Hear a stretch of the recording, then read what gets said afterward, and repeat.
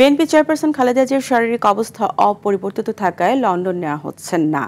আজ air ambulance আসার কথা থাকলেও পরে তা আর আনা হয়নি। এই নিয়ে 2 দফা পিছিয়েছে এয়ার অ্যাম্বুলেন্সের শিডিউল। আপাতত ঢাকায় রেখেই চিকিৎসা চলবে। টানা 17 দিন ধরে রাজধানী এভারকেয়ার হাসপাতালে চিকিৎসা নিচ্ছেন বেগম জিয়া।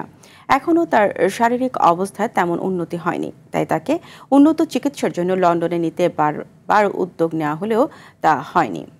এদিকে খালেদা জিয়াকে দেখতে বিএনপির ভারপ্রাপ্ত চেয়ারম্যান তারেক রহমানের স্ত্রী জুবাইদা রহমান প্রতিদিনই রাজধানীর এভারকেয়ার হাসপাতালে যাওয়া আসা করছেন এবং মেডিকেল বোর্ডের চিকিৎসকদের সঙ্গে নিয়মিত পরামর্শ করছেন।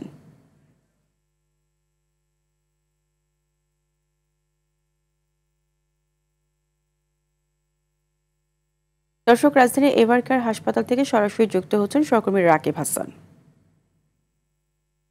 রাকিব, বেগম খালেদা জিয়ার শারীরিক অবস্থার নতুন কি তথ্য রয়েছে আপনার কাছে?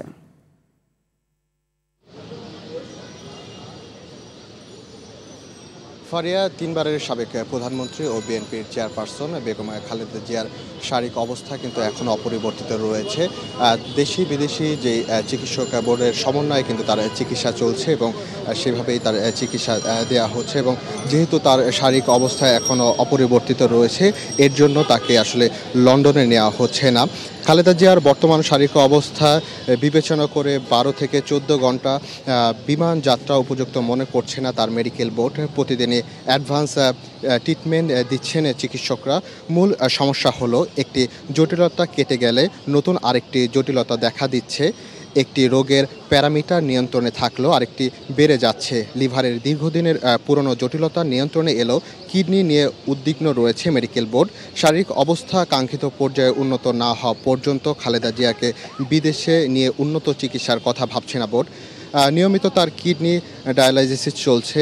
এছাড়া ডায়াবেটিক্স, কিডনি, ফুসফুস, লিভার সহ অন্যান্য সমস্যাগুলো অপরিবর্তিত রয়েছে। খালেদা জিয়াকে দেখতে তার বড় ছেলের স্ত্রী জুবাইদা রহমান 3:39 নাগাদ তিনি এভারকেয়ার হাসপাতালে এসে পৌঁছেছেন। তিনি কিন্তু প্রতিদিনই এখানে আসছেন এবং এখানে এসে তার দেখভাল করছেন এবং তারেক রহমানও কিন্তু মেডিকেল বোর্ডের মাধ্যমে সার্বক্ষণিকভাবে খালেদা জিয়ার সবশেষ তথ্য বা তিনি আপডেট নিচ্ছেন।